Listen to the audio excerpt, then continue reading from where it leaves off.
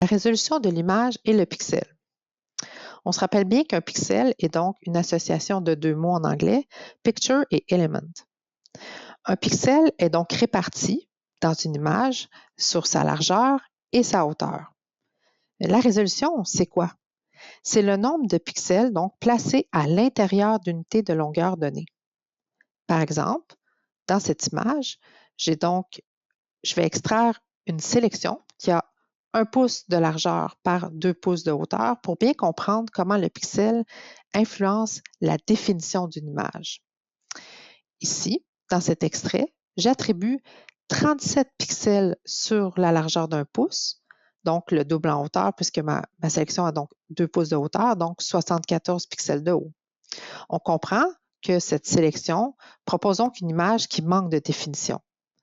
Si je double le nombre de pixels, donc ici j'ai 75 pixels pour la largeur d'1 pouce et donc 150 pixels pour la hauteur de 2 pouces, j'ai donc davantage de pixels et l'image est mieux définie, si on compare ici. Ainsi de suite, l'image a donc 150 pixels en largeur d'1 pouce pour 300 pixels en hauteur de 2 pouces.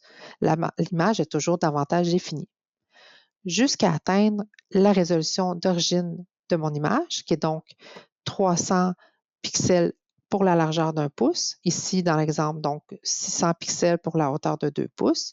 J'ai une image qui est au maximum de sa définition. Au modèle ici, on se rappelle bien, si on va dans Image, taille de l'image, l'image d'origine a donc 12,453 de largeur par 10 de haut.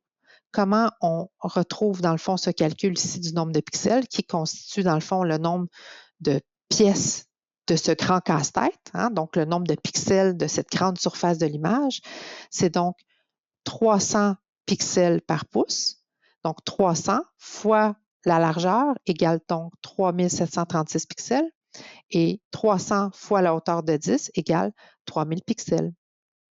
Ce qu'il faut donc retenir, c'est qu'une image qui est dédiée au web ou aux écrans peut convenir avec un 72 dpi.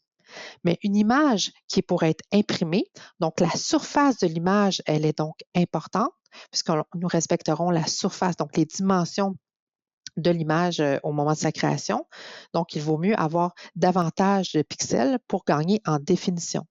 Donc, une image qui est dédiée à l'impression numérique sera à 300, un minimum de 300 points par pouce, tandis qu'une image pour l'écran sera donc à 72 points par pouce, puisque ces dimensions seront donc adaptées à l'écran qui projettera l'image.